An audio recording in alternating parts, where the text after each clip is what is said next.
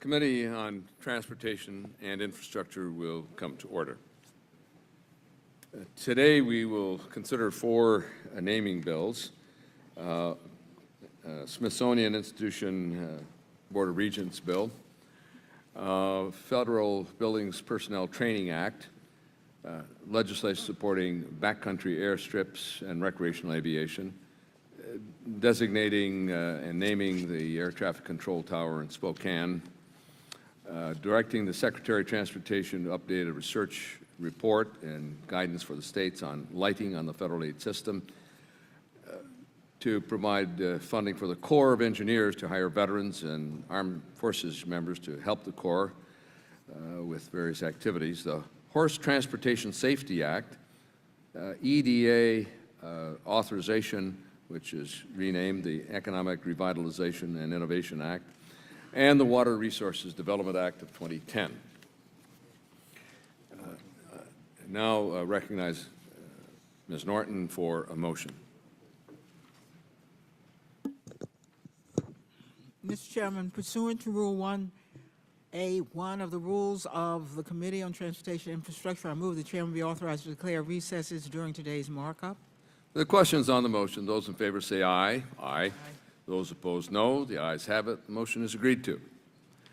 Before we begin the body of work before the committee this morning, I want again to welcome our newest Transportation Infrastructure Committee colleague, gentleman from Georgia, Mr. Graves, and I yield to Mr. Micah for announcement of the gentleman's subcommittee assignments. Well, thank you, and again, we welcome Mr. Graves from Georgia and the Republican Conference and the Republican Caucus of the Committee on Transportation and Infrastructure unanimously recommend that Mr. Graves fill the vacancies on three subcommittees, Highways and Transit, the Subcommittee on Railroads, Pipeline, Hazardous Materials, and also the Subcommittee on Water Resources and Environment. I ask unanimous consent that Mr. Graves be appointed to the Subcommittee on Highways and Transit, the Subcommittee on Railroads, Pipelines, and Hazardous Materials, and the Subcommittee on Water Resources and Environment. Is there objection? Without objection, so ordered. And we welcome the gentleman from Georgia. Thank you for selecting and advocating for service on this committee, and we look forward to a good partnership as we move forward on the work of the committee. Doesn't anybody want to applaud the gentleman? Come on, let's give him a hand.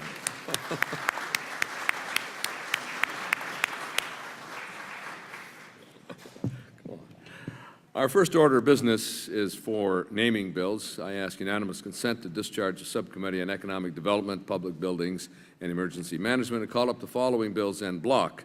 That the bills be considered as read and open to amendment at any point. H.R. 4387, H.R. 5651, H.R. 5706, H.R. 5773. Without objection, so ordered, and I recognize our distinguished Chair of the Subcommittee, Ms. Norton, to explain the bills. Thank you, Mr. Chairman. Today we have four bills that name public buildings in the states of Florida, Maryland, Colorado, and South Dakota. These bills would name buildings after four Americans who served the United States and their local communities with distinction. H.R. 4387 designates a federal building in Pensacola, Florida as the Winston E. Arnow Federal Building. Judge Arnow was a native son of Florida, born in 1911 in Mechanipe, Florida, attended public schools, graduated from the University of Florida in 1932 with his bachelor's degree and his law degree in 1933. Judge Arnow was a World War II veteran serving in the U.S. Army Infantry. He was instrumental in enforcing civil rights law during this crucial period from 1969 through 1978, handling a number of cases that left an indelible mark on the social fabric of the community. Judge Arnow based his decisions on the strength of the Constitution, and his decisions articulate a legacy of fairness and integrity. This designation is a fitting tribute to his long and distinguished career. H.R. 5651 designates the federal building and United States Courthouse in Rapid City, South Dakota as the Andrew W. Bogue Federal Building and United States Courthouse. Judge Bogue served in the U.S. Army Signal Corps during World War II. After serving with the U.S. Army, Judge Bogue went to law school and went into private practice for several years before another stint in the U.S. Army JAG Corps. And Judge Andrew Bogue was nominated to the federal bench by President Richard Nixon in 1970 and served for 15 years as an active district federal judge before taking senior status in 1985. Even after taking senior status, Judge Bogue continued to hear cases up until a few months before his death on June 10, 2009. Given Judge Andrew W. Bogue's contribution to public service to his country and South Dakota, is fitting to designate the Federal Building, United States Courthouse, located at 515 9th Street, Rapid City, South Dakota, as the Andrew W. Bogue Federal Building and United States Courthouse. H.R. 5706 designates the building occupied by the General Printing Office located in 31451 East United Avenue in Pueblo, Colorado, as the Frank Evans Government Printing Office building. Congressman Evans was elected to the Colorado State House of Representatives in 1961. After serving in the Colorado State House, Mr. Evans went on to win 7 terms in the United States Congress, representing Colorado's 3rd Congressional District starting in 1964, before retiring in 1978. Congressman Evans is often credited with helping to bring the Federal Citizen Information Center to Pueblo, Colorado in 1970. Congressman Frank Edwards Evans died on June 8, 2010. Given Frank Evans' exceptional service to the 3rd Congressional District of Colorado, it is fitting to honor him by naming the facility occupied by the Government Printing Office located at 31551 East United Avenue in Pueblo, Colorado, as the Frank Evans Government Printing Office building. Finally, we have H.R. 5773, which designates the Social Security Operations Building located at 6401 United Boulevard in Baltimore, Maryland, as the Robert M. Ball Federal Building. Commissioner Ball was often described in press accounts as not only longest-serving Social Security Commissioner, but also as its chief advocate and defender through the years. Commissioner Ball began his rise through ranks at the Social Security Administration in 1939 as a field assistant in New Jersey for the Social Security Administration, eventually becoming the Social Security Administrator from 1962 to 1973. After Commissioner Ball left the Social Security Administration, he continued to have an outsized role in shaping the program. In 1981, he served as a member of the National Commission on Social Security Reform, arguing for a mix of tax increases and benefit cuts to maintain the viability of the Social Security system. Commissioner Ball remained an outspoken opponent of any attempts to dismantle Social Security or privatize Social Security until his death on January 29, 2008. Given Commissioner Robert M. Ball's exceptional public service to the Social Security Administration and to his country, it is fitting to honor him by naming the operations facility of the Social Security Administration located in 6401 Security Boulevard in Baltimore, Maryland, as the Robert M. Ball Federal Building. All of these Americans are worthy of this significant honor, and I urge the committee to adopt the legislation and report these 4 bills favorably to the House. Thank the gentlewoman for that very thorough explanation. The discussion of the Winston Arnow Federal Building and that of the Andrew Bogue. Actually, I learned a good deal about Judge Bogue during the gentlewoman's consideration of these 2 bills. I would just a brief commentary supplementing the gentlewoman's discussion of the Frank Evans Government Printing Office building. I had the privilege of serving with Congressman Evans in the early years of my service in Congress.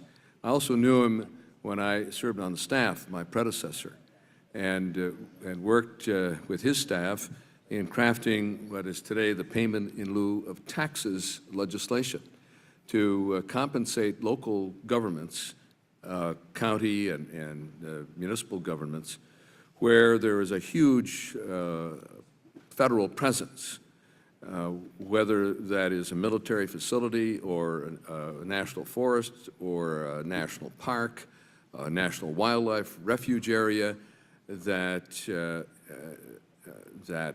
occupies what otherwise would be a source of tax revenue for local governments.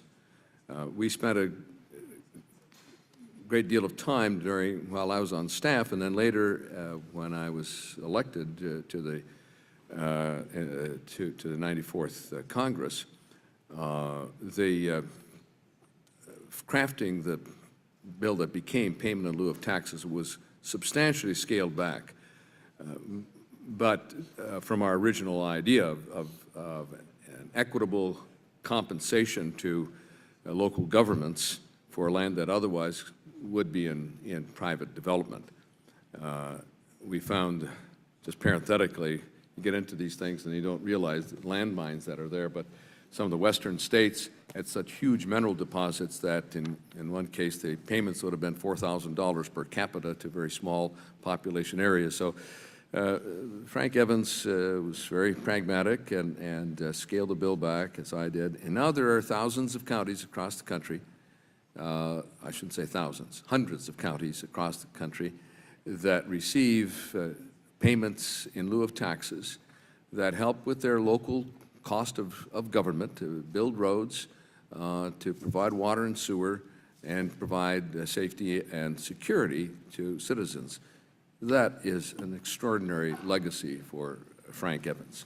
I also had the privilege of knowing Bob Ball, who in my years on staff and as a member personified the Social Security Administration. He was Mr. Correct, Mr. Exact, and Mr. Fairness in administering the Social Security program. Occasionally, maybe once or twice, maybe 3 times, I had need to call him personally about a Social Security problem. And he engaged himself, not just calling in staff and directing them, he took it on himself to resolve the problems. One of those people who personifies honesty, integrity, decency in public service. And I thank the gentleman from Maryland, Mr. Cummings, for recommending this naming of the Social Security building in Baltimore. And now I yield to Mr. Micah. Well, thank you. We support all 4 measures and naming, and let me yield, if I may, to our ranking member, Mr. Diaz-Balart. Mr. Diaz-Balart is recognized in his own time. Thank you, Mr. Chairman. I'll be brief. We support these buildings. I think they were well explained by Chairwoman Norton, and thank you for allowing us to have this on the agenda today. Do other members wish to be recognized on these bills? Mr. Cummings. Thank you very much, Mr. Chairman, and I thank Congresswoman Norton for her support of this legislation. I introduced H.R. 5773 to name the Social Security building in Baltimore in honor of Robert Bob Ball, a man who worked tirelessly to defend and strengthen Social Security and who helped create Medicare. Robert Ball was described by American Scholar magazine in 2005 as Social Security's biggest thinker, longest-serving commissioner, and undisputed spiritual leader, and as Social Security's chief advocate and defender.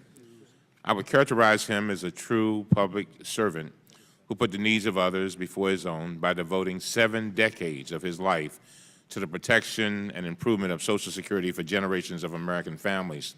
His legacy of service makes it truly fitting that we designate the Social Security Operations Building located at 6401 Security Boulevard in Baltimore, Maryland, as the Robert M. Ball Federal Building.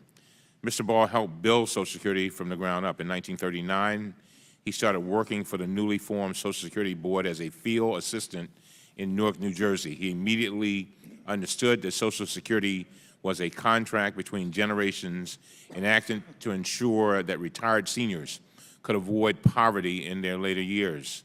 Robert M. Ball's next served as acting director of the Bureau of Old Age and Survivors Insurance in a new Social Security headquarters in Baltimore. This position enabled him to develop deep technical expertise in Social Security, develop relationships with members of Congress, and see firsthand how Congress works. He eventually became an invaluable resource for policymakers, assisting them in developing policies that would ensure Social Security programs are run responsibly and effectively. Robert M. Ball's career was truly intertwined with the history of Social Security.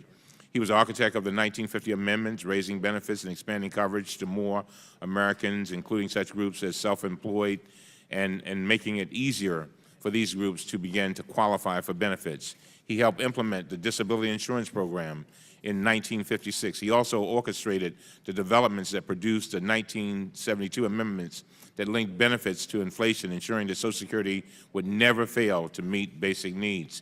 President John F. Kennedy appointed Robert M. Ball as commissioner in 1962, a post in which he diligently served longer than anyone else prior or since. For his subsequent work helping shepherd the development of Medicare through the Congress, he is also known as the father of this program, which is now an essential component of our nation's basic health safety program. Robert M. Ball continued to serve Social Security beneficiaries even after leaving government employment through his appointment to the federal commissions, including the Greenspan Commission in 1983, where he helped broker a compromise that averted a financial crisis and brought decades of financial stability to the Social Security Trust Fund. I cannot imagine a better tribute to a man who dedicated his life to the health and welfare of others than that his name be permanently attached to the building where Social Security operates. Indeed, Mr. Chairman, his actions have affected generations yet unborn. I encourage my colleagues to join me in supporting this bill, and I yield back the remainder of my time. Thank the gentleman for that statement. Ms. Edwards. Thank you, Mr. Chairman, and thank you to my Maryland colleague, Mr. Cummings, for introducing this really timely piece of legislation to designate the federal building in Baltimore as the Robert M. Ball Federal Building. And I just want to add my voice of support. I had the great pleasure of meeting with and sitting down with Mr. Ball. He was a resident of the 4th Congressional District of Maryland.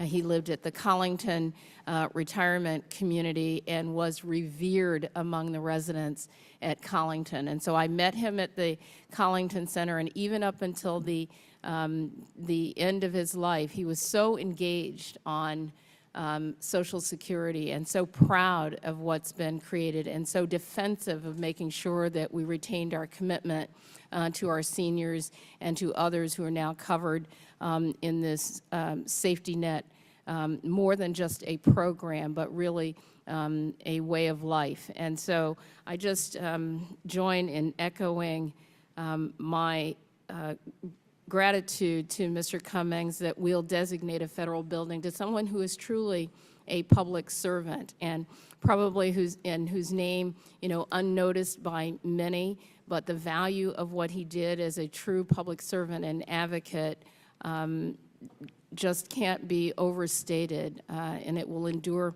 really for generations. It's a contract from one generation to the next, and Robert Ball understood this and understood the legacy.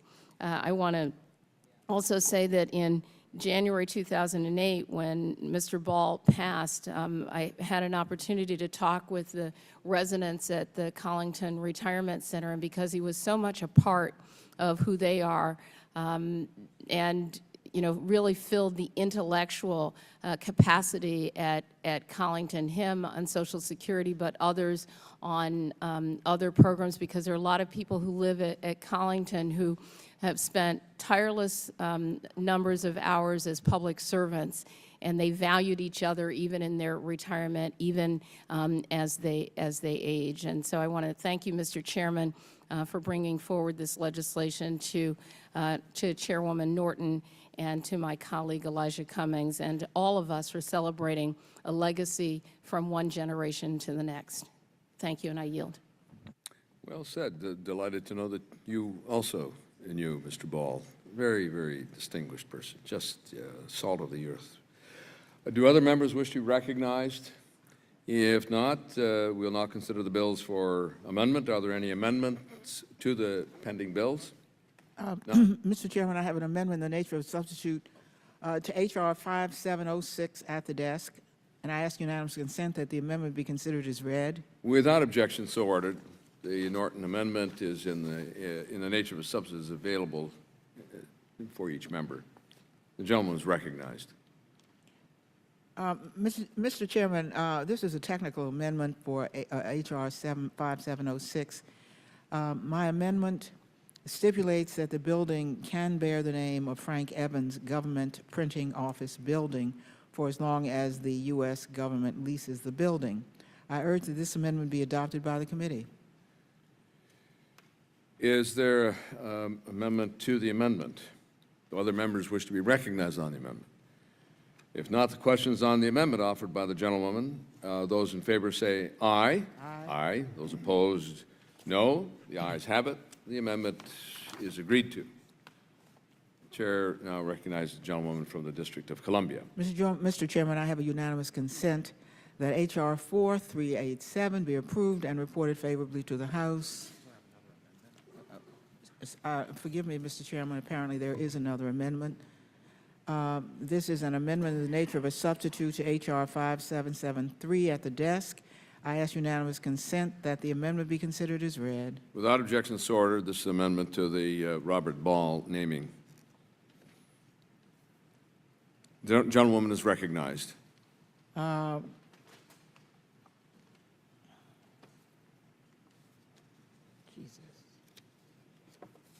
Mr. Chairman, my amendment to H.R. 5773 identifies the Social Security Administration Operations Building at 6701 Security Boulevard, Baltimore, Maryland, as the building named by this legislation. I urge that the amendment be adopted by the committee. It's important to make this clarification because the Social Security Administration has 10 buildings on its campus in Baltimore, and this amendment will remove ambiguity about which of the buildings is to be named. It's the operations building. Are there amendments to the amendment in the nature of a substitute? If not, the question is on the amendment offered by the gentlewoman from the District of Columbia. Those in favor say aye. Aye. Those opposed, no. Now the chair recognizes Chairwoman Norton for a series of unanimous consent requests. Mr. Chairman, I ask unanimous consent that H.R. 4387 be approved and reported favorably Without to the objection, House. so ordered. Unanimous consent that H.R. 5651 be approved and unanimously, reported favorably to the House. Without objection, so ordered. Unanimous consent that H.R. 5706 as amended be approved and reported favorably to the House. Without objection, so ordered. Unanimous consent that H.R. 5773 as amended be approved and reported favorably to the House. Without objection, so ordered. Pursuant to the actions just taken, the following bills are approved and ordered, reported favorably to the House: H.R. 4387, H.R. 5651, H.R. 5706 as amended, and H.R. 5773 as amended. Without objection, the title of H.R. 5706 is amended. Without objection, the title of H.R. 5773 is amended. Our next order of business is consideration of H.R. 5717 to authorize the Board of Regents of the Smithsonian Institution to plan, design, and build a facility and enter into agreements relating to education programs at the National Zoo facility in Front Royal, Virginia, and for other purposes. I ask unanimous consent to discharge the Subcommittee on Economic Development, Public Buildings, and Emergency Management and call up the bill H.R. 5717. That the bill be considered as read and open to amendment at any point. Without objection, so ordered. Now recognize Chairwoman Norton to explain the bill. Thank you, Mr. Chairman. H.R. 5717 authorizes $5 million in appropriations for the Board of Regents of the Smithsonian Institution to design and construct a facility at the National Zoological Park facility in Front Royal, Virginia. The bill would also authorize the Smithsonian to enter into an agreement to enable third parties to construct and operate housing and food service facilities on the Smithsonian land that further the educational and research programs of the National Zoological Park. The provision of the housing and food service facilities and their operation are to be funded entirely from other sources. And the bill expressly provides that these costs are not to be borne by the Smithsonian Institution. In addition, the bill authorizes the Smithsonian to construct animal holding facilities funded entirely by the Smithsonian non-federal trust funds. The National Zoological Park building to be renovated and expanded will consist of approximately 25,400 gross square feet that will include classrooms, laboratories, offices, and sport spaces. The new facility will be a LEED certified facility and involve the reuse of existing structures. The operation and maintenance costs of the renovated and expanded existing facility will be covered by student tuition payments from the Smithsonian's educational partner for this program, George Mason University. I support the legislation authorizing the project and urge the committee to adopt it and report it favorably to the House. Do other members wish to be recognized for statements on the bill? Mr. Micah. We support the measure, and I'd like to yield again to our ranking member, Mr. Diaz-Balart. The gentleman from Florida is recognized. Thank you, Mr. Chairman. I think the chairwoman of the subcommittee explained it very well. Thank you, Mr. Chairman. Do other members wish to be recognized? If not, we will now consider the bill for amendment. Are there amendments to the bill? Mr. Chairman, I have an amendment at the The desk. chair recognizes Ms. Norton. The gentlewoman asks unanimous consent that the amendment be considered as read.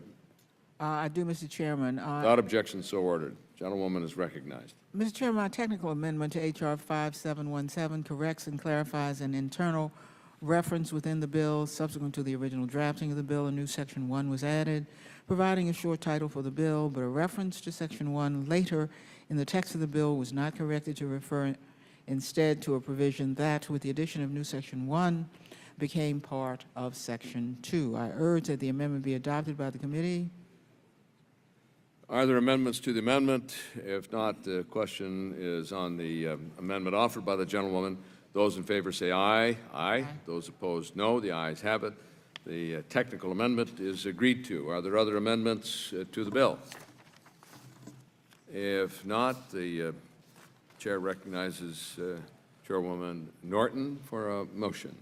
Mr. Chairman, I move that the bill H.R. 5717 as amended be approved and reported favorably to the House.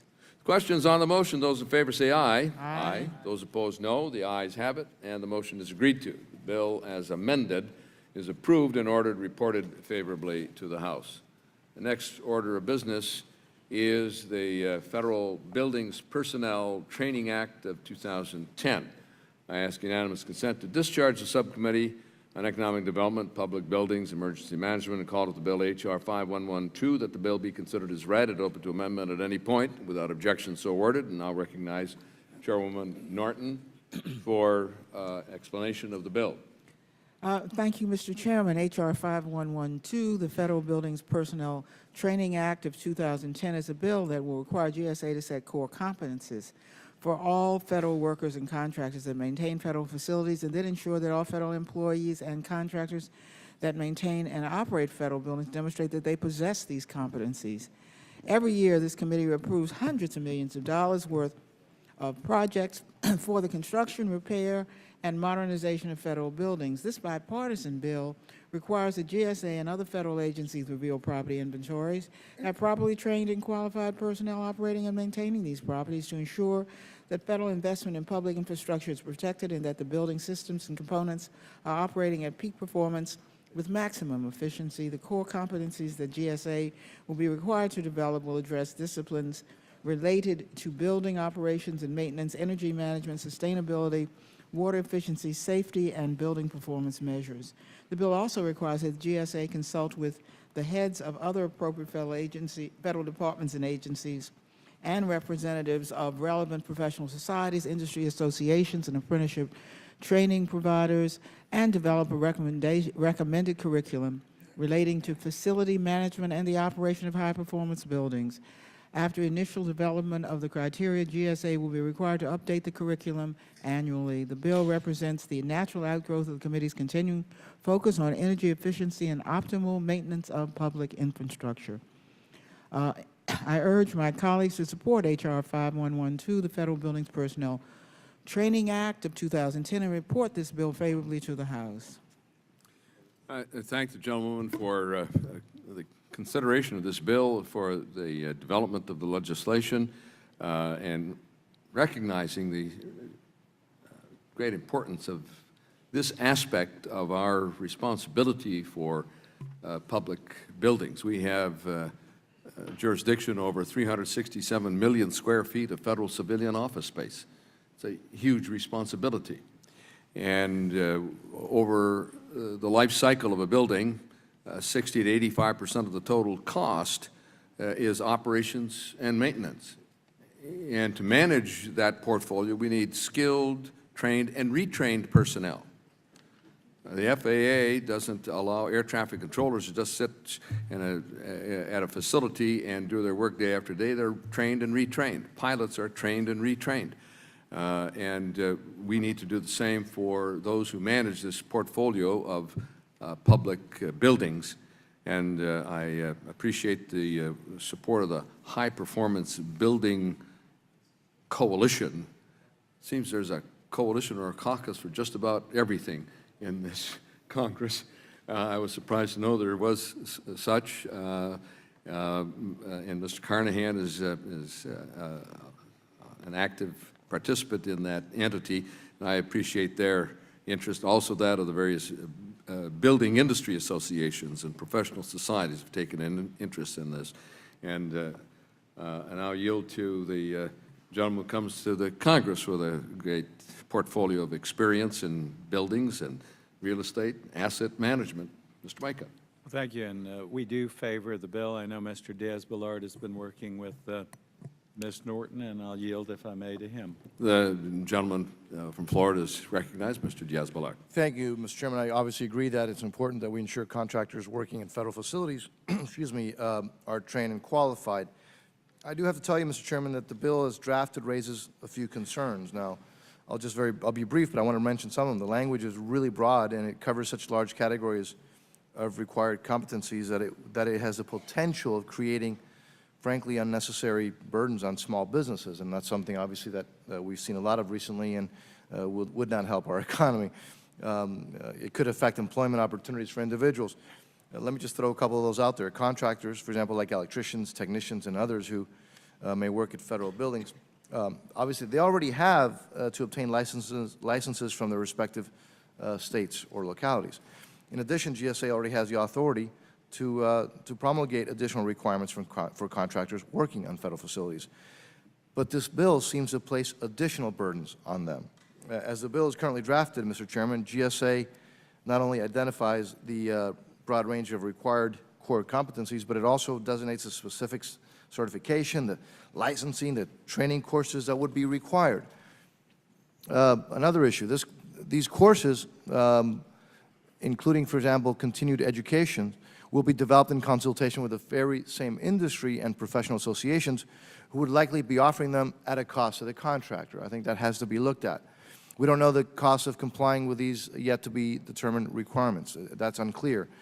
So as a result, small business contractors may think twice about new hires given these potential new added costs. So again, without more specifics on how GSA would implement this bill, it's frankly just unclear what the real impact would be. Now, I've offered to work with the Congressman Carnahan and obviously Chairwoman Norton. Her and I have a great relationship on hopefully some revisions or clarifications of this bill, so I don't object to it at this time. But Mr. Chairman, I would ask that we continue to work out these issues. I know it's nobody's intention, particularly in times like these, to do anything that could hurt job creation, that could hurt small businesses, and I'm concerned that there may be some areas that are overbroad, but I look forward to continue to working with those involved.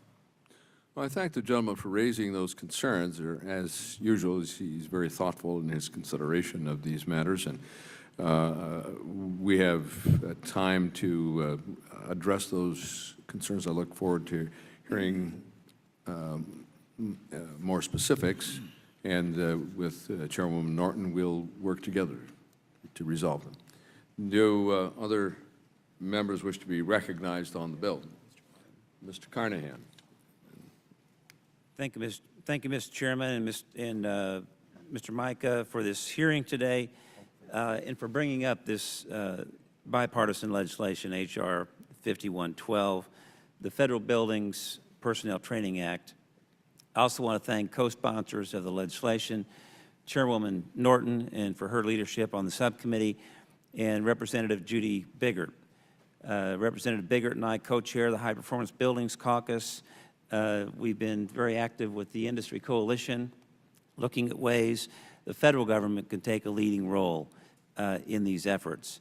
Also want to thank Congressman Chandler and Congressman Sessions, who have also joined as bipartisan co-sponsors of the bill. And I also want to give a rare compliment to our colleagues across the Capitol and the Senate. Senators Carper and Collins also have introduced companion legislation which recently passed the Senate by unanimous consent. A rare feat for the Senate in these times, and so I think they deserve a compliment for that, Mr. Chairman. This bill is especially important, I think, not just to invest in our facilities, but also to invest in the people operating and maintaining them. The Recovery Act included substantial investments, $5.5 billion, a portion to GSA, about $10 billion government-wide, to upgrade their facilities. In order to be sure that we're safeguarding this substantial investment, this bill will help ensure that GSA and other federal agencies have the tools necessary to maintain and operate those buildings at the highest performance levels. The GAO report recently, the chairman mentioned, indicated that operations and maintenance costs represented from 60 to 85% of the cost of facilities over their lifetime, as compared to design and construction was cost about 5 to 10%. This GAO finding underscores the importance of optimizing the performance and care of our buildings, equipment, and components that play such a vital role in the energy efficiency of our facilities. If we are to respond as responsible stewards of taxpayer dollars, it's important, I think, that we make these investments in energy-efficient buildings, the people, in order that we can recoup the largest energy and cost savings possible. This legislation was endorsed by over 50 leading building trade associations and companies, and I just want to read one line from a letter we received from the High Performance Building Congressional Caucus Coalition, and they stated, "The undersigned organizations representing the breadth of the building community, including building professionals, manufacturers, and small businesses, are pleased to support this legislation and poised to provide the necessary training to achieve both public and private sector goals." Mr. Chairman, I'd ask unanimous consent that these letters be placed in the record and urge support of H.R. 5112. Without objection, the letters will be included in the committee record. And I would supplement the gentleman's statement by simply saying that every now and then the Senate surprises even itself by moving ahead with something. And we're delighted that they have chosen to act on this legislation, which is very commendable. Mr. Hall. Sorry. Thank you, Mr. Chairman. I would just say briefly that relative to the comments and concerns about small businesses that were spoken a few minutes ago, I also am concerned, as are we all, about the effect any legislation may have on small business. In my district in the Hudson Valley, small businesses, be they contractors or hardware stores, are who are involved in building maintenance and construction, are ahead of the government and want to be ahead and want to move ahead into green and high-efficiency technologies. I've seen demonstrations of double glass storm windows with argon in the middle that reach an R factor of 7, and the incredible reduction in heat loss or cooling loss that can be achieved by such things. And I would just say that my experience, some of the small business owners that I've spoken to, is that they want this kind of legislation. in a downturn of the economy, the private sector is not likely to be able, individuals are not likely to be able to make the investments that government may be able to make to jumpstart this kind of technological leap. And I think we need it for a number of reasons: environmental, financial, creating the jobs here in this country, and moving this technology forward. So I strongly support this bill. Thank you. Thank you, Tim. Do other members wish to be heard? We'll now consider the bill for amendment. Are there amendments to the bill?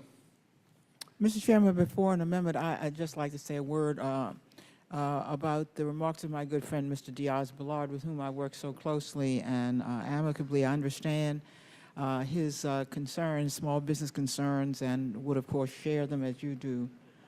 We all want to make sure that small businesses are very much involved in all we do, and that we are not adding additional burdens to them, and especially at this time. I, of course, would be glad to work with the gentleman, as you said, Mr. Chairman, for any specific suggestions he may have. May I also add that he has worked closely with me in what is an unprecedented authorization now in process to update $6 billion worth of updates on buildings in every territory and every state and the District of Columbia. The taxpayers are investing in these buildings throughout the United States to make them state-of-the-art, particularly when it comes to energy, expensive, but ultimately wonderfully cost savings. Now, if the taxpayer is going to make this kind of investment in their own real property, then it behooves us to make sure that those who are charged with maintenance and care of this property are equal to the task with respect to new technologies, and I emphasize these are new technologies. I also have every confidence in the small businesses on the GSA schedule.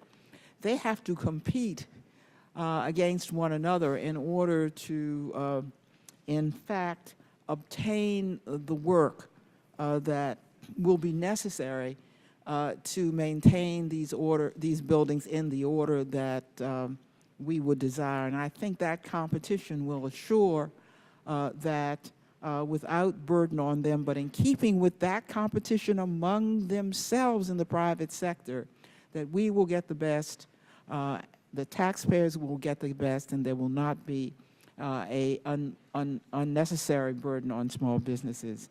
Mr. Chairman, with that, if I may, I move that the bill H.R. 5112 be approved and reported favorably to the House.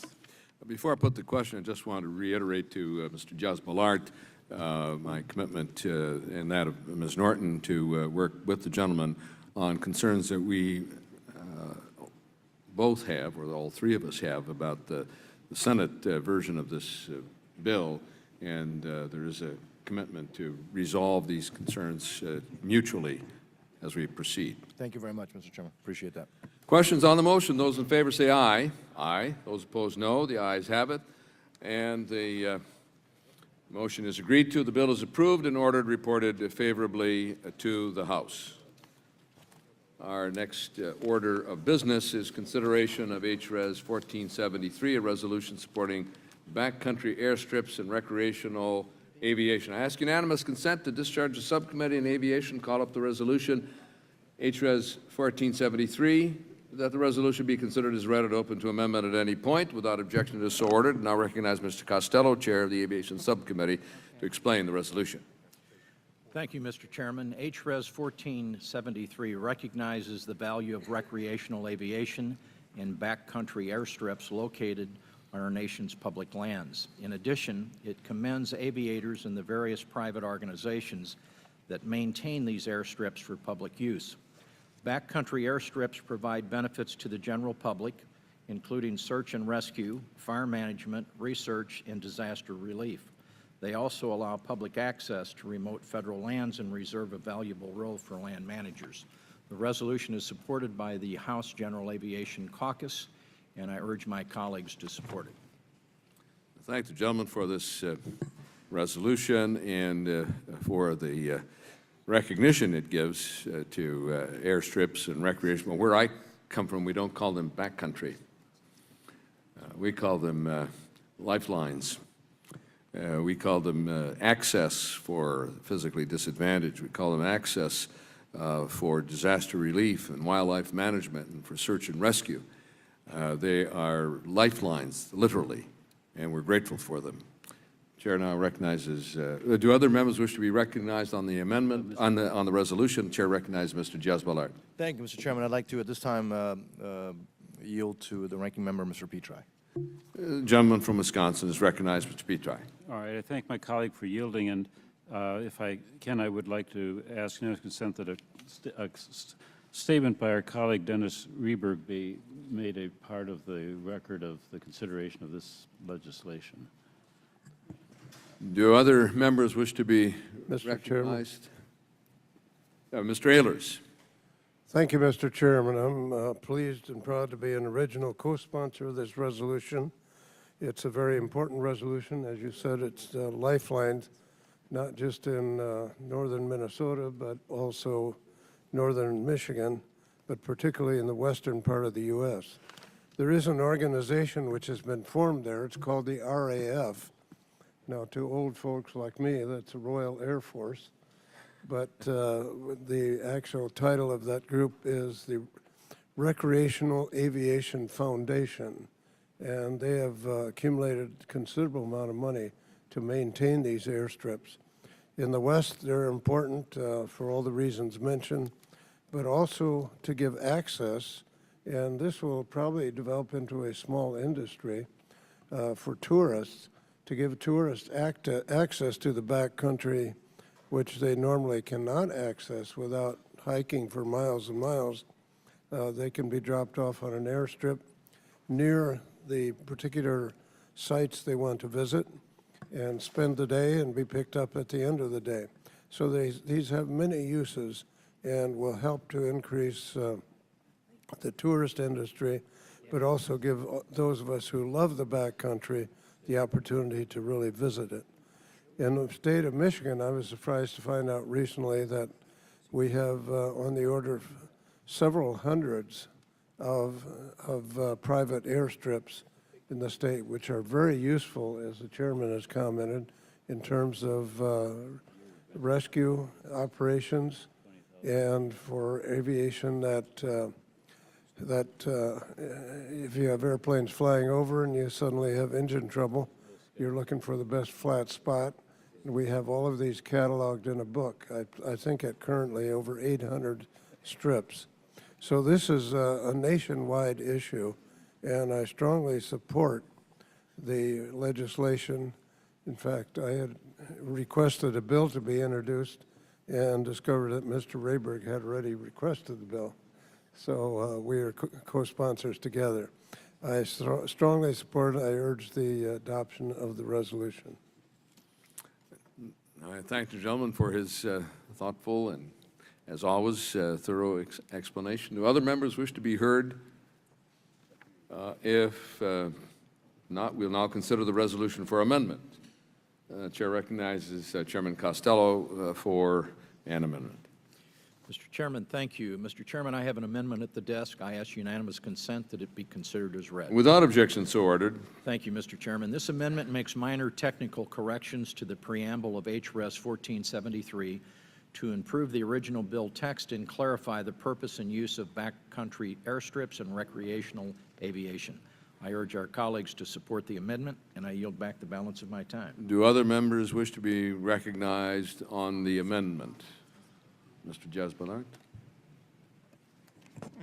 Thank you, Mr. Chairman. No, I have no further comments. I don't think we have anybody else who wants to. Do we? No further comments. Are there amendments to the amendment? If not, the question's on the amendment. Those in favor say aye. Aye. Those opposed, no. The ayes have it. The amendment is agreed to. Are there other amendments to the resolution? Chair recognizes Chairman Costello for a motion. Mr. Chairman, I move that the resolution HRS 1473 as amended be approved and reported favorably to the House. Questions on the motion? Those in favor say aye. Aye. Those opposed, no. The ayes have it. The motion is agreed to. The resolution as amended. is approved and ordered, reported favorably to the House.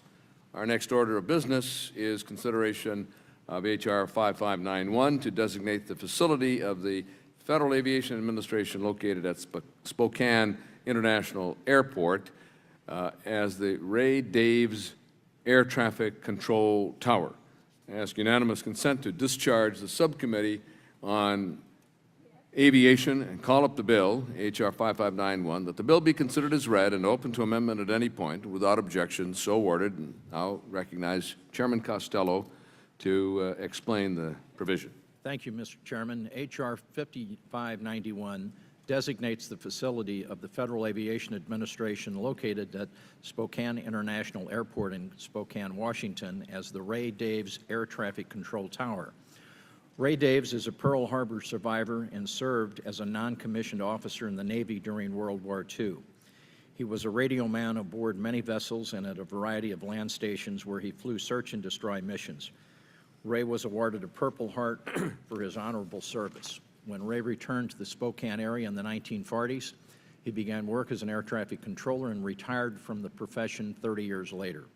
Ray celebrated his 90th birthday in June and currently volunteers his time to educate others about the Honor Flight program so that all veterans may get a chance to visit the World War II memorial built in their honor.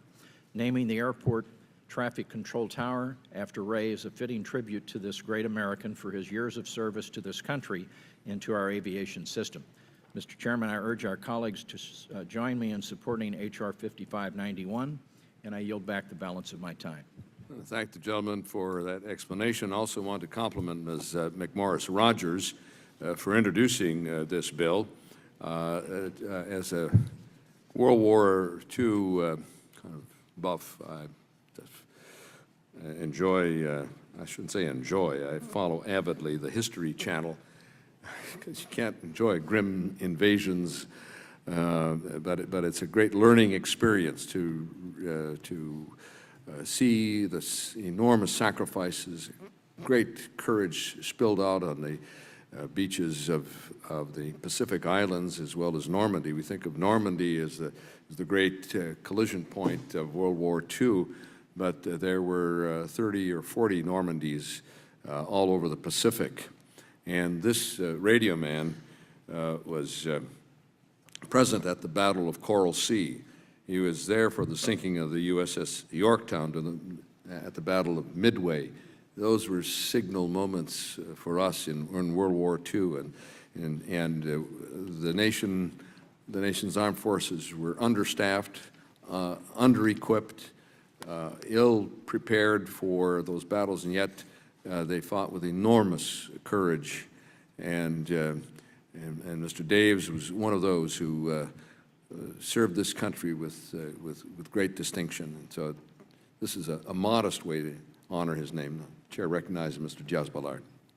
Thank you, Mr. Chairman. I'd just like to piggyback on your words right now. I think they're very much on point. I'd like to yield to Ranking Member Mr. Petri.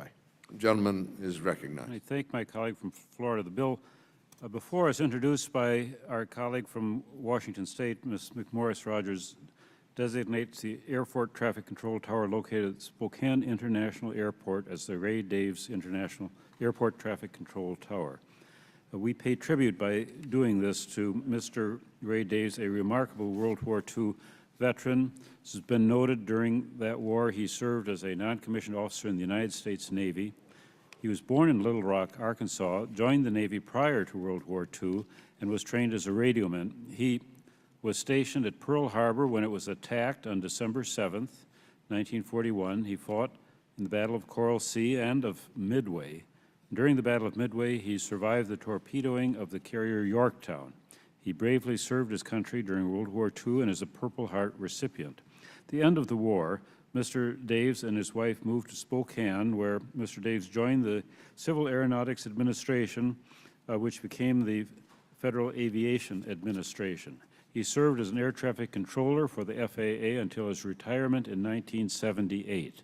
He volunteers his time to educate others about the Honor Flight program, which helps veterans visit the World War II memorial. I commend Mr. Daves for his years of service in the Navy, his career as an air traffic controller, and his continued service to his community. Before I yield back, I'd ask unanimous consent to have a statement from the bill's sponsor, Representative Kathy McMorris Rogers, entered into the record. Without objection, the statement will be included in the record in full.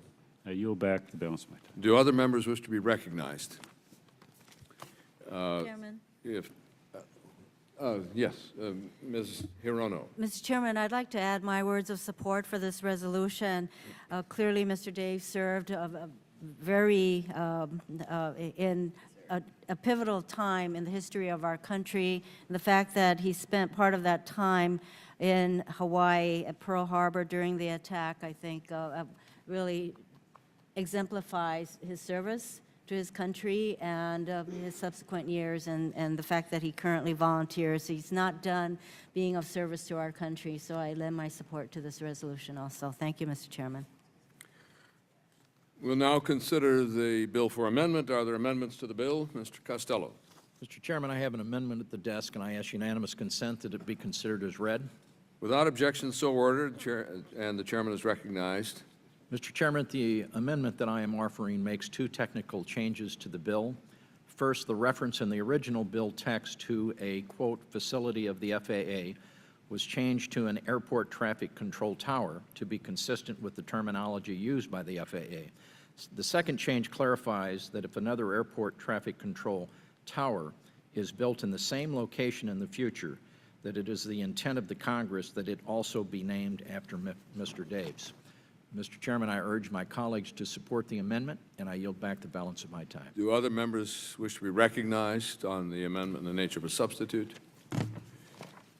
If not, the questions on the amendment. Those in favor say aye. Aye. Those opposed, no. The ayes have it. The amendment is agreed to. Chair recognizes Mr. Costello for a motion. Mr. Chairman, I move that the bill, H.R. 5591, as amended, be approved and reported favorably to the House. Questions on the motion. Those in favor say aye. Aye. Those opposed, no. The ayes have it. The motion is agreed to. The bill, as amended, is approved and ordered reported favorably to the House. Without objection, the title of 5591 is also amended. Our next order of business is H.R. 1997 to direct the Secretary of Transportation to update a research report, et cetera. I ask unanimous consent to discharge the Subcommittee on Highways and Transit and call up the bill H.R. 1997, that the bill be considered as read and open to amendment at any point. Without objection, so ordered. And now call on Mr. DeFazio's on the floor, so he wanted you to. I was going to call him Mr. DeFazio, but he's over on the House floor. All right, so I will substitute. It'll be a quieter presentation. This bill directs the Secretary of Transportation to update a research report and issue guidance to states on reduced lighting on the federal aid system during low traffic density. The gentleman from Pennsylvania, Mr. Gerlach, has initiated this issue, and I have great respect for Mr. Gerlach, and he has discussed this in the past. The subcommittee in January of last year held a hearing on energy reduction and environmental sustainability in surface transportation and explored the options to lessen energy use in our surface transportation system. Freeway lighting is for the purpose of visibility, safety, to see roadway details and alignment and any obstacles that might be in the roadway. They require significant energy that adds to CO2 emissions and costs, more importantly, to cities and towns to maintain operations. So the Federal Highway Administration and the AASHTO, the Association of State Transportation Officials, have developed guidance for roadway owners on the appropriate lighting to ensure safety, but also to reduce costs. Ensures that this bill will ensure that the owners of the facilities have the information they need, have the resources they need to take an informed approach to reviewing the potential benefits from reducing roadway lighting. by having this updated report. The most recent Federal Highway Administration research report entitled Reduced Lighting on Freeways During Periods of Low Density dates back to 1985. A little time ago, needs some updating.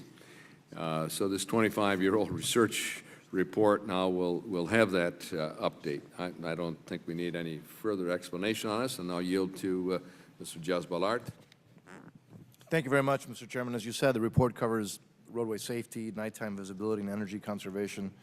For traffic engineers that have to install the street lighting, and it also addresses the costs of implementation and the possible savings when operating street lighting installations at reduced levels during low traffic density. And as you stated, Mr. Chairman, this really could help states and local governments realize some real potential cost savings while ensuring that safe lighting levels are implemented, and that's obviously key. So, as you stated, Representative Gerlach sponsored this bill. I join him in support of this bill, and I urge our colleagues to do the same. And with that, Mr. Chairman, I would yield back the remaining part of my time. Thank you, gentlemen.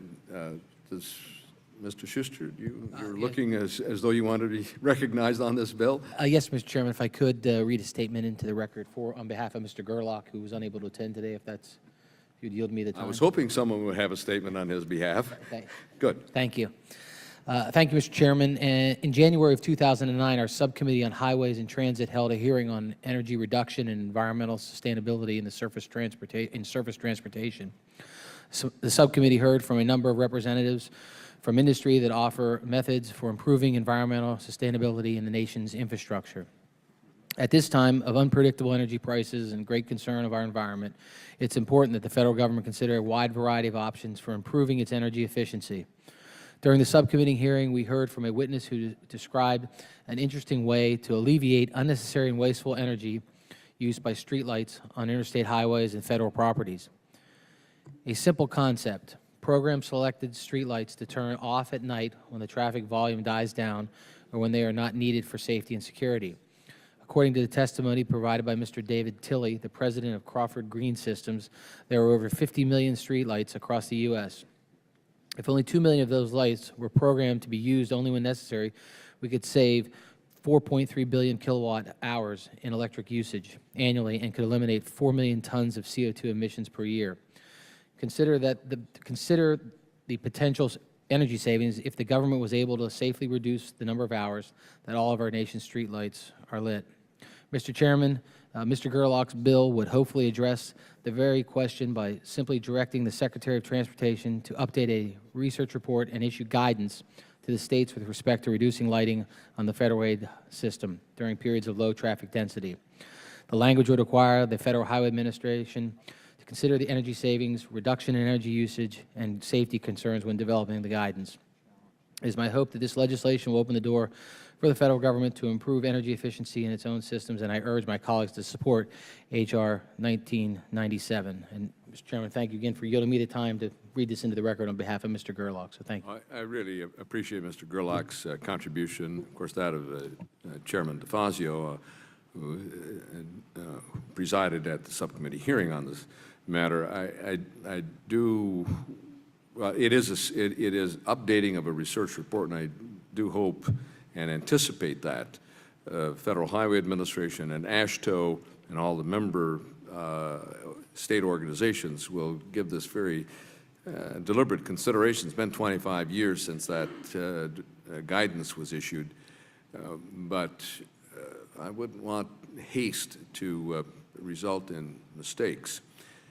And I say that from having driven a lot of low-density roads late at night as I serve my district, and there are many places where I sure wouldn't want to be without lighting, particularly at intersections, particularly at blind intersections.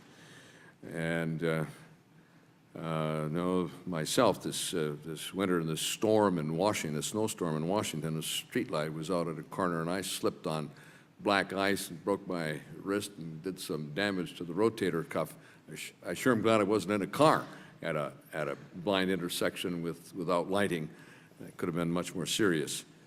So with those cautionary statements, I know that the Federal Highway and and AASHTO will proceed carefully.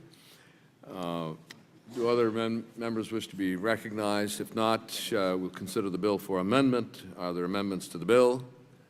If not, the Chair recognizes Ms. Johnson for a motion. Thank you, Mr. Chairman. I move that the bill H.R. 1997 be approved and reported to the House, favorably to the House. Questions on the motion? Those in favor say aye. Aye. Those opposed, no. The ayes have it. The motion is agreed to. The bill is approved and ordered reported favorably to the House with compliments to Mr. Gerlach. Our next order of business is consideration of H.R. 5282 to provide funds for the Corps of Engineers to hire veterans and members of the armed forces to help the Corps with curation and historic preservation activities. I ask unanimous consent to discharge the Subcommittee on Water Resources and Environment and call up the bill, H.R. 5282, that the bill be considered as read and open to amendment at any point.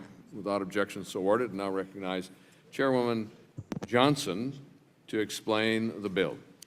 Thank you, Mr. Chairman. I speak in support of H.R. 5282. This legislation would provide permanent authorization for the Veterans Curation Project. The bill would provide funds to the U.S. Corps of Engineers to hire veterans and members of the armed service forces to assist the Corps with curation and historic preservation activities.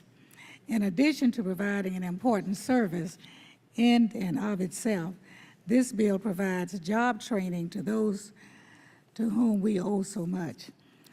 It provides for the authorization of $10 million per year for the Corps' Veterans Curation Project. And this funding would allow the Corps to hire and train the nation's veterans in curatorial activities and techniques. In so doing, the legislation would also allow the Corps to carry out its legal responsibilities to preserve and protect the nation's cultural heritage. This legislation follows on the heels of a very successful program authorized in 2009. The Recovery Act provided authority and funding for the Corps to open and operate 3 veteran curation projects laboratories throughout the nation. These labs are located in Augusta, Georgia, Washington, D.C., and St. Louis, Missouri. Veterans, including those wounded and disabled, are hired at these labs to carry out the Corps' curation responsibilities. These include cataloging, scanning, and photographing records and artifacts. A central element of this program, however, is to provide these veterans with job training and a skill set that they can use in the marketplace. Skills such as developing proficiency in computer database, digital scanning, image capturing, and curatorial writing skills are all taught to veterans who participate in the Veterans Curation Project program. In addition to a host of positions in the information technology world, participants in this program will have skills applicable for museums, technology forensics, and technology records management. The Corps of Engineers has operations that span this nation. As a result, it frequently encounters, acquires, or impacts objects of cultural significance. As a matter of policy, the Corps must identify, evaluate, and manage cultural resources that are eligible for listing in or are listed in the National Registry of Historic Places. The Veterans Curation Project labs provide the means for Corps personnel to do this in a sensitive and scientific manner. This in itself is a positive thing. However, especially in this time of employment stress, it is just as important that we, the federal government, are providing veterans with a skill set suited to the information technology age. These former members of the armed services deserve no less than to receive training that will put them on the leading edge of technology applications. It is a good piece of legislation. It is good for our past in providing a means to record it, and it is good for our future by providing opportunities to those who have served us so well. I thank you, Mr. Chairman. I yield back. Thank you very much for that very thorough explanation, Chairwoman Johnson. I ask unanimous consent to include in the record two letters of support, one from the Veterans of Foreign Wars on behalf of their 2.1 million members supporting this bill, and from the Society for American Archaeology also supporting this legislation. Without objection, so ordered. And now recognize Mr. Jasbalart. Thank you, Mr. Chairman. I'd like to yield to the ranking member, Mr. Bozeman. Gentleman from Arkansas is recognized. Thank you, Mr. Chairman. As part of its Civil Works mission, the Corps of Engineers uncovers countless historic artifacts. However, many of these historically important items are left uncatalogued or are in need of curation. The American Recovery and Reinvestment Act funded the Veterans Curation Program to begin the archaeological processing of these artifacts. H.R. 5282 would authorize the Corps of Engineers to continue this program and to train and employ veterans to assist with its curation and historic preservation activities. I urge my colleagues to support this legislation and our nation's veterans. I yield back. Thank the gentleman. Do other members wish to be recognized? If not, we will consider the bill for amendment. Are there amendments to the bill? Oh, sorry. Oh, Mr. Ehlers, sorry. Mr. Chairman, I don't have an amendment, but I just wish to comment. I have no objection to this particular proposal. It is a very important function of the Corps of Engineers and other federal agencies. At the same time, I have to express my continued concern about the lack of activity of the Corps and the lack of expenditure of funds to prevent the Asian carp from getting into the Great Lakes. And the latest reports are, once again, the carp are getting closer and closer to the Great Lakes and various entry points. This is a totally disastrous situation, and I certainly hope we can do as a committee and as a Congress whatever we can to support the Corps in this effort and also persuade them to proceed more rapidly. So I know you are as concerned about this as I am, Mr. Chairman, and I felt I should just state this in the record, that this is something they can't lose sight of. I appreciate that, and I share the gentleman's deep concern, anxiety even, over the possibility of Asian carp making their way into Lake Michigan and from there to all of the Great Lakes with disastrous consequences. The Corps, at its latest report, said their goal is still to get the higher voltage barrier in operation right after Labor Day, and we will follow that closely. But by the same token, I think the time is approaching where we're going to have a hearing on the central issue of closing off that ship canal, the sanitary ship canal. I know it causes great heartburn for the city of Chicago, for the state of Illinois, but that discharge of Chicago's wastewater into the Illinois River was initiated in 1937 as a way to solve their pollution problem.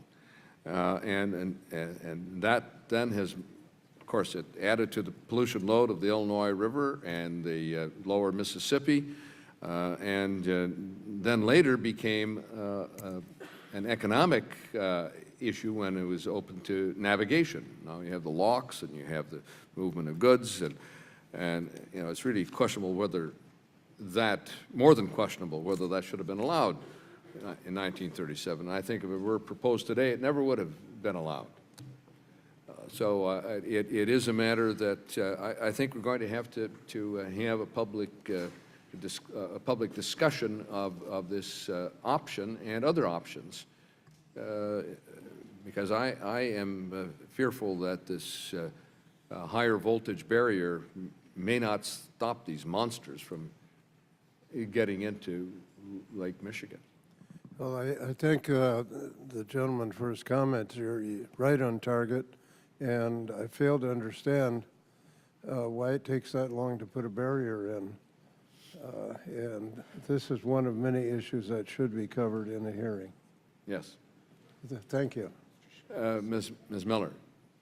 Thank you, Mr. Chairman. I certainly would associate myself with the remarks of my colleague from Michigan, and I'm very appreciative to hear you talk about the possibility of a hearing about a geological separation between the Mississippi River and Lake Michigan and through the Great Lakes because of the Asian carp threat, which is such a serious threat. It cannot be overemphasized how dangerous the Asian carp can be to our magnificent Great Lakes, and I know that one of my principal advocacies, I know, is shared by yourself, and I think every member from every state in the Great Lakes Basin about protecting our Great Lakes, such a national treasure, 20% of the freshwater drinking supply of the entire planet. And as we try to protect the water quality, but over the years talking about various invasive species, but nothing has risen to the level of alarm, I think, that all of us have so much consternation about as these Asian carp. So having a public hearing on a geological separation of that would be very, very welcomed, not only by this committee, but as I say, by I think every member from the Great Lakes Basin. We are just so totally concerned about this terrible threat getting into our Great Lakes and never being able to reverse itself. And, you know, we are now paying the price for not really understanding what we were doing by changing Mother Nature and changing the reverse of the flow of the Chicago River all of those years ago. As you say, it would never, Mr. Chairman, you said, you're absolutely right on point, spot on, that it would never be allowed today. Many things that the Corps did 100 years ago, 50 years ago even, would never be allowed today. And so I certainly welcome your comments, and I look forward very much in working with you shoulder to shoulder to stop this threat to our magnificent Great Lakes. Thank you. I thank the gentlewoman for her comments. Now I recognize, excuse me, Mr. Schauer. Thank you, Mr. Chairman. I couldn't agree more with the comments of my colleagues from Michigan, as well as you, our great chairman from Minnesota. If we don't have jurisdiction of the Camp, Schauer, Miller, Ehlers et al. Bill that would close the locks and permanently separate the watershed, we should have it, and we should hold a hearing. We need to move the bill quickly. And I will also state, as a member whose district is facing an oil spill into the Kalamazoo River, 1 million plus gallons of crude oil into our watershed, any kind of invasive species, contamination, pollution into our watershed must be stopped. This committee has jurisdiction over that, and I look forward to hearings on Asian carp as well as pipeline safety. Thank you, Mr. Chairman. Thank the gentleman for his, it's obvious there's a good deal of passion about this, and I like to see that. Sometimes we just sort of become very clinical about these matters. Later in this markup, we will consider the Water Resources Development Act that includes language directing the Corps to carry out this hydrologic separation study, and with a very tight time frame on this, and giving the Corps additional authority to take action to implement other measures now without waiting for that study to be completed, measures beyond the electric barrier. But we're going to continue to keep the pressure on the Corps, give them the sense of urgency that all of us in the Great Lakes have about this matter. Do other members wish to be recognized? We'll now consider the bill for amendment. Are there amendments to the bill? Mr. Chairman. Ms. Johnson? Mr. Chairman, I have a manager's amendment, and I ask the committee to join me in supporting this amendment to H.R. 5282. The amendment is available for all members. The amendment in nature of a substitute, and the gentlewoman is recognized. Oh, thank you, Ms. I guess I should. The amendment strengthens an already strong and worthy program by clarifying the authorization period and providing for some additional technical changes. This amendment authorizes a program for 5 years, up to and including fiscal year 2015, It also provides a realistic step increase of authorized funding from $5 million in 2011 through $9 million in 2015. This will allow the Corps to incrementally expand the program in a rational and deliberate manner. It is a worthy piece of legislation. It provides for job training to our veterans. It helps to record and protect our nation's cultural resources, and it assists the U.S. Corps of Engineers in fulfilling its obligations to protect our nation's cultural and historical legacy. Thousands upon thousands of artifacts rest uncatalogued in hundreds of museums and federal repositories around the country. These objects represent our past and help describe who we are today. It is therefore a cultural imperative that we preserve and understand these pieces. It is also a matter of law and policy that we do so. The Veterans Curation Program, located at labs in Georgia, D.C., and Missouri, provides veterans with a skill set to preserve the many cultural and historical artifacts encountered by the Corps of Engineers.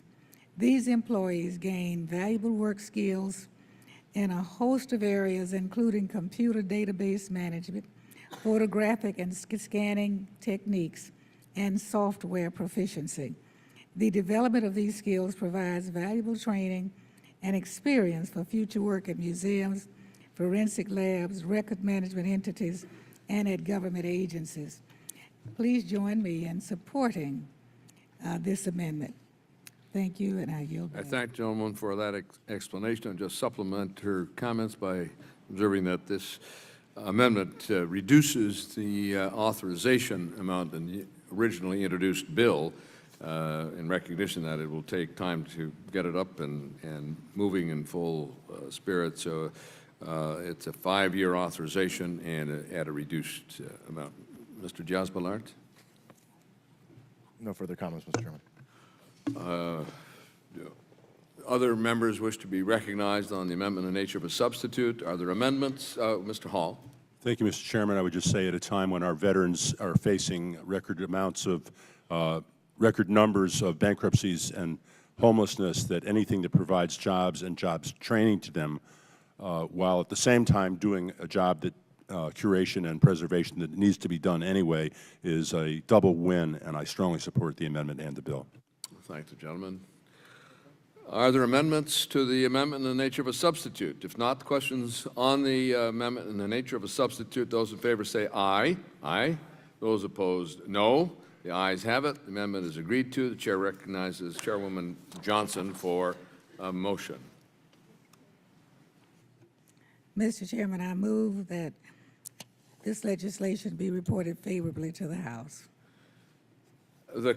As amended. As amended, yes. The questions on the motion, those in favor say aye. Aye. Those opposed, no. The ayes have it. The motion is agreed to. The bill as amended is approved and ordered, reported favorably to the House. We'll now consider H.R. 305, the Horse Transportation Safety Act of 2009.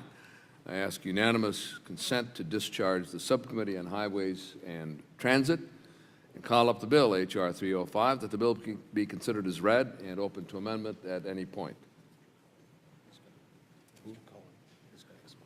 Now, in the absence of Chairman DeFazio, I recognize the gentleman from Tennessee, Mr. Cohen, to explain the bill. Thank you, Mr. Chairman and members of the committee. I request unanimous consent first to submit into the record several photos and a letter addressed to you from the Animal Welfare Institute. Without objection. The gentleman asked for consideration for inclusion in the record. Without objection, so ordered. Thank you, Mr. Chairman. H.R. 305 prohibits the interstate transportation in the United States of horses and 2 or more trailers stacked on top of one another. Double-stacked trailers are designed for the transportation of livestock, such as cattle and hogs. Since horses are much larger and taller than cattle, stacked trailers do not provide enough headroom for horses to stand upright. The American Veterinary Medical Association recommends a trailer height of at least 7 to 8 feet as safe for horse transport. This makes it impossible the way our highways are constructed, to have double-decker transports for horses that comply with their needs and with the availability and possibility of transportation on our highway system. Most horse owners have a strong interest in protecting their animals and provide transportation that takes into account the comfort and safety of their horses. However, in some cases, the welfare of the animals may not be a primary consideration, such as transportation to feedlots and to slaughter and for certain assorted other reasons. In the 1996 Farm Bill, the Congress mandated the U.S. Department of Agriculture issue regulations to address the commercial transportation of horses bound for slaughter. The USDA issued rules in 2001, effective in December 2006, to prohibit the use of double-stacked trailers to carry horses to slaughter, finding that horses cannot be safely and humanely transported in double-stacked trailers. These rules only apply to a segment of transportation directly dealing with the slaughter facility. This means horses could be transported a long distance across the United States to feedlots or other interpoints in double-stacked trailers before being transferred to single trailers for final transportation to slaughter, thus effectively getting around the law. There's also no prohibition against double-stacked trailers to transport horses for any other reason other than bound for slaughter. The fact is, horses shouldn't be in double-deck trailers. That's not natural with their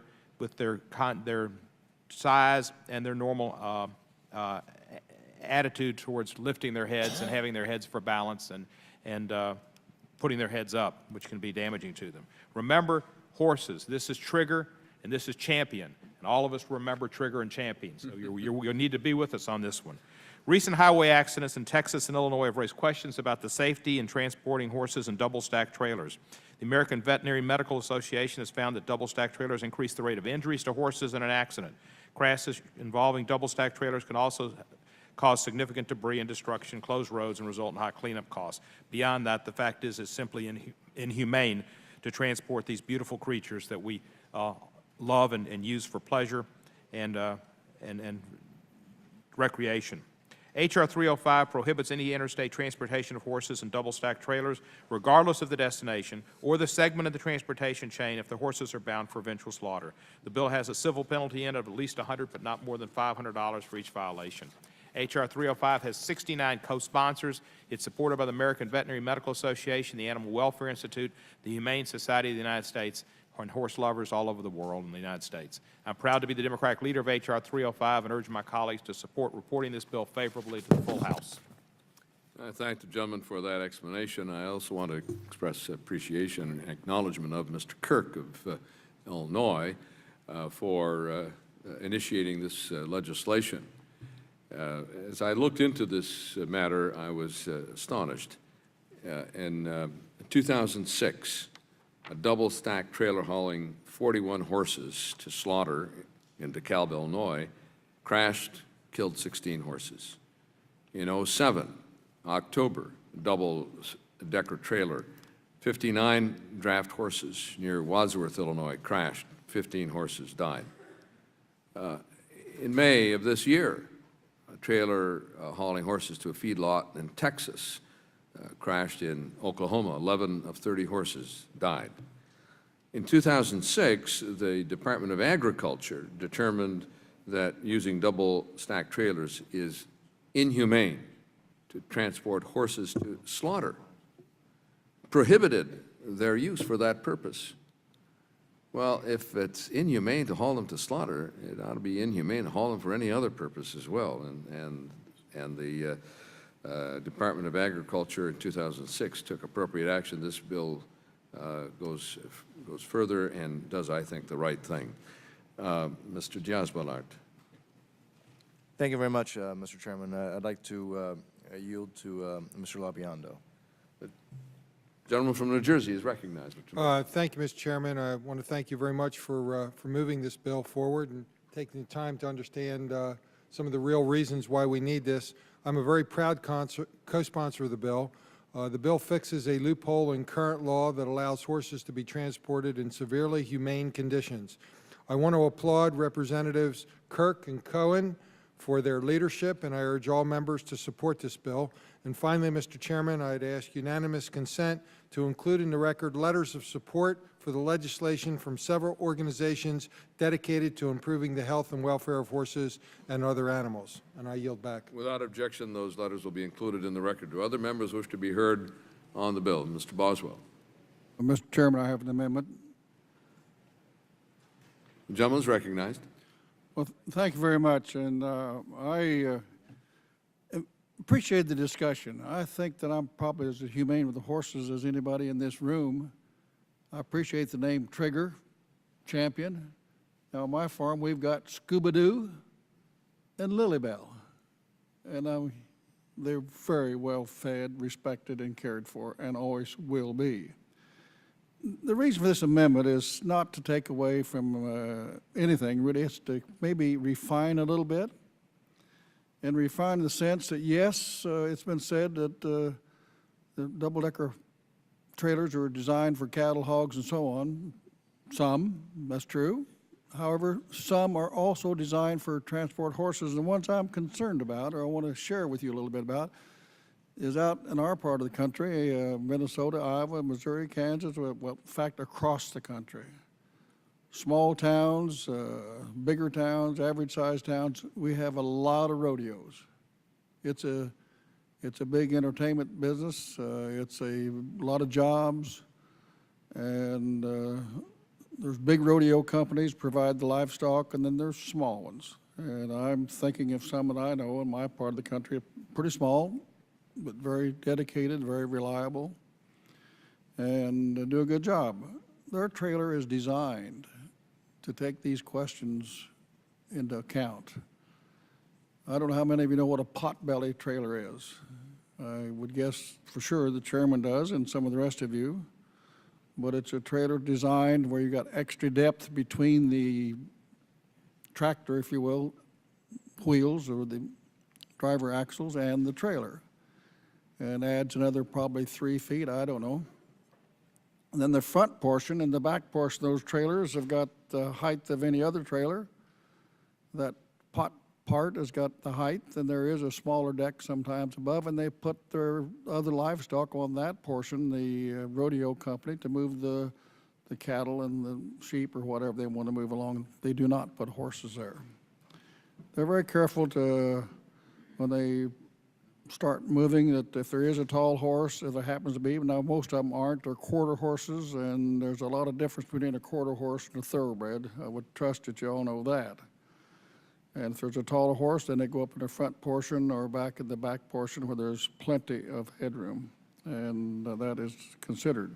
So what I want to do with this amendment basically is to take this into account, not do harm to this industry and entertainment thing that we across the country have enjoyed for years and years, and realize that they do transport their horses different when they travel them for any distance. I don't know if any don't stop after 4 hours and rest their horses and let them have a little exercise. And most of the hauls in those cases are even less than 4 hours, but if they are, they do that. You can drive across like Kansas if you have down Turnpike or 35, if you will. You'll see there's pullouts every now and then where they have a pen or they can rest their livestock, and so that's practiced. So this amendment would actually say to the Secretary of Transportation, work with the Secretary of Agriculture and make a decision on this. Now, they might make the decision to ban all double-decking. That'd be their choice. But I would trust they would use good sense and realize that these spatial arrangements are made, that they would allow for it and make rule that would watch it very, very closely. The same way with the fine.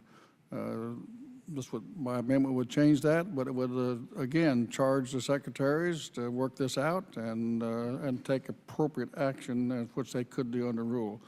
So I offer this up. I look forward to any discussion you want to have, but I think this does not take away from the base of what you're trying to do. I think it refines, explains, and allows for us to keep something going that's very important to our communities across the country, and recognizing that they do take spatial action to be sure that these items that you're concerned about are taken care of. Those accidents, Mr. Chairman, you mentioned, we've done a little search into that, and there's additional information. The driver going to sleep, a driver running through a red light and things of this nature that adds to it. But I actually, and I don't want sympathy on this at all, but I don't suppose there's too many of us in the room that ever drove a double-deck trailer. A few of us have. And, but I want to concentrate on the fact that the rodeo companies make a special effort to do this right. With that, I would yield to any questions or discussion. The gentleman will be recognized for his amendment in due course. The gentleman's time has expired. Other members, Mr. Hall. Thank you, Mr. Chairman. With all due respect to my friend, Mr. Boswell, I speak in opposition to the amendment. There may be some horse shipping companies that stop every 4 hours. However, the ones that I know of go round the clock, long runs with drivers switching out, sleeping in the bed over the cab. I also happen to have known some horses who are well over 17 hands when they're 3 years old and still growing. And I think of the items, as Mr. Boswell said, that we're considering here. Some of these items are well known, some not so well known. When 8 Bells broke down on the track and on TV in front of millions of people, when Barbaro broke down on the track in front of millions of people, there were cheers and shock around this country and outside this country from those witnessing. When a horse who has been bred for our entertainment, for our betting pleasure or profit, for work to perform jobs that require a horse's strength, when these sensitive creatures are no longer considered valuable enough to keep alive, and they're on their way to a feedlot or to slaughter, I think that it's only fair to them and the humane thing to do to make sure that they're treated with the humane situations that we would like to see if we were watching ourselves. It's the same way we watch those unfortunate events on the track. And I would err on the side and prefer that we err on the side of compassion and humanity and humane treatment of these intelligent, gifted animals who have senses that we don't even know about, and memories and feelings. And with that, I yield back. Do other members wish to be heard? Mr. Cohen? Thank you, Mr. Chairman. With all due respect to my colleague from Iowa, who I greatly admire and appreciate, I have to oppose his amendment, for it cuts the guts out of the bill. I was thinking about the potbelly trailer. This would be kind of a gutting or potbellying of this bill, and it would present a conflict between the Department of Agriculture and the Department of Transportation, an irreconcilable difference that, like in divorce, you get it one way or the other, and I would ask us to defeat the amendment, pass the bill. Well, the gentleman hasn't offered the amendment yet. He's not been recognized for that purpose. Ahead of myself. If no other members wish to be recognized, the bill is now open for amendment. Are there amendments to the bill? Mr. Boswell. Well, thank you, Mr. Chairman. First, I apologize. I misunderstood. I thought we were at that point, so I hope that you'll accept my apologies when I talked about my amendment. Well, you may have a shorter second opportunity to address your amendment. I think that would be appropriate. Give you 2 minutes. Excuse me. Give you 2 minutes. 2 minutes. All right. Well, I'll be very quick. We'd give the authority to the Secretary of Transportation and the Secretary of Agriculture to recognize there's a spatial need in the rodeo industry. They do have spatial trailers. They do have headroom. I want to come by, I can show you some pictures of it. I can refer you to a website. We can show you this. And so I'm very appreciative of the concerns that the sponsors have and what they want to do. I don't think I'm challenging that at all. I'm trying to respect an area where there's been response. They're doing the right thing by designing the trailers to accommodate and the expense of congestion on the roads. We'll give you examples where, you know, a properly designed trailer would move the livestock to their destination where it would take 5 or 6 times the amount of the gooseneck trailers or whatever to do that, and so on. It just doesn't make a lot of sense if they in fact do design and make the adequate considerations for the horses, which I certainly wouldn't want it any other way, and have a long history of that. So with that, I would ask to invite any discussion about the amendment, but I would encourage you to make this consideration. Have faith in our Secretary of Transportation and Secretary of Agriculture work together, because I don't think for a minute that either of those departments would want to abuse the horses any more than any of us would, but they would realize that a special consideration could be given and still protect the horses as we all feel about them, and allow the rodeo industry to continue to function and do it in a way that would make it viable and so on. With that, I would yield to any questions and encourage your support. The gentleman's time has expired. I too have heard from the rodeo sector. I didn't know it doesn't surprise me that every organization, or that an organization exists or an association exists for every interest in this country. So there are the rodeo folk, and they have represented that there are members of their organization who use modified double-decker trailers.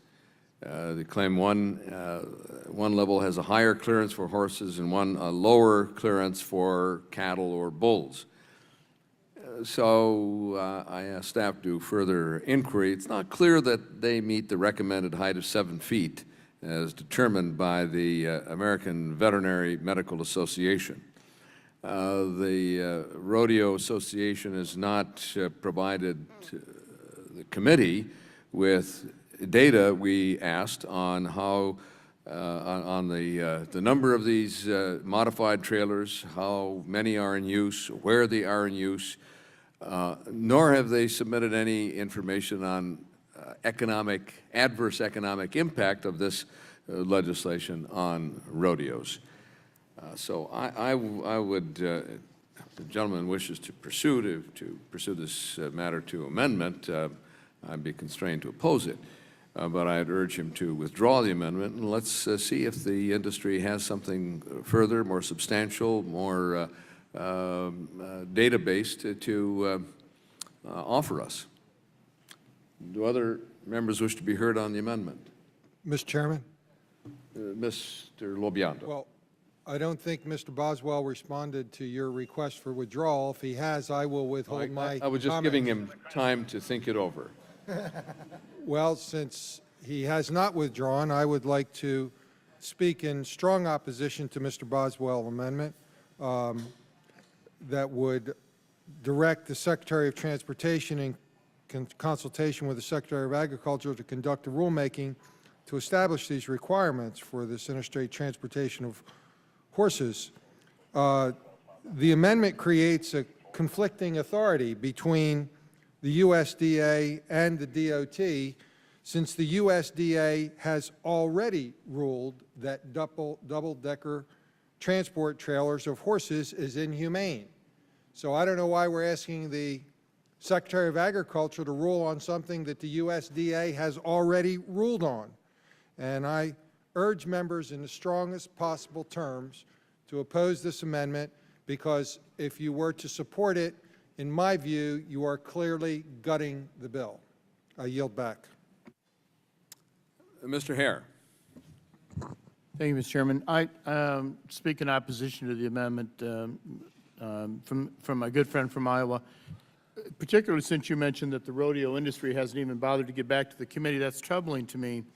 But at the end of the day, as my friend John Hall mentioned earlier, you know, these are beautiful animals, and certainly I think we should, whether you're taking them for wherever you're taking them, transport them as safely as you possibly can. And I really do believe, with all due respect, that I don't think we need these folks talking, as my friend just mentioned, when they've already made a decision on this. But these are God's creatures, and I think they have certainly, and we have every right, I think, to expect that the people that are transporting them in a safe way and in a way that is humane for them.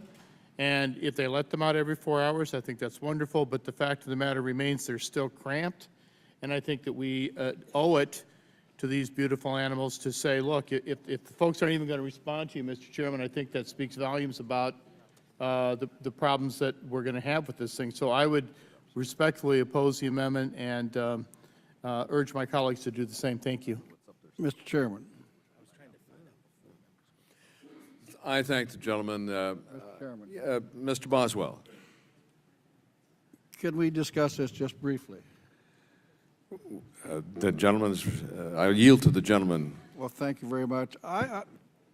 We've worked together on many, many things, well, no doubt, and many, many more things. And I have a lot of confidence in you, and I think you do in me. So I would consider withdrawing this with the understanding that we would seek out the information that you referred to. It might be a little difficult because most of the rodeo companies that I know are independent business people, and I don't know how they'll collect all this, but it's possible that I think that's a reasonable thought. So if we can work together on this as we proceed, I would give consideration to withdrawing. As I have done many times in this committee, and both during my tenure as chairman, during times when we were minority, we reached an agreement to consider a matter further before proceeding to the floor with the bill. I give the gentleman that commitment that we will consider any further information he has or the rodeo industry has without prejudice to the gentleman's amendment.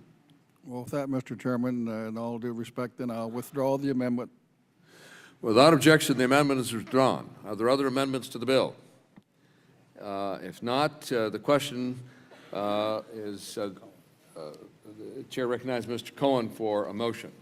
Thank you, Mr. Chairman, and I would like to recognize Mr. Kirk and Mr. Whitfield, who are co-sponsors, and I move that the bill, H.R. 305, be approved and reported favorably to the House. I do want to emphasize again that this is a bipartisan bill. I appreciate Mr.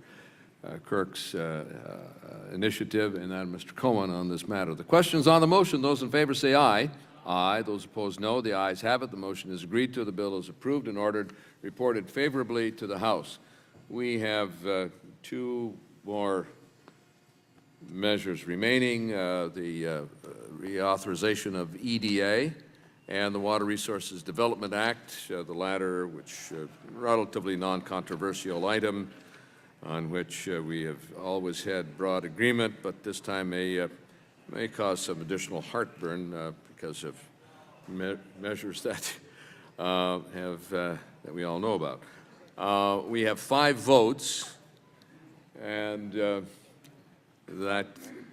yes, 5 votes on the House floor, and that could well take 45 minutes, so we'll reconvene at 2 o'clock.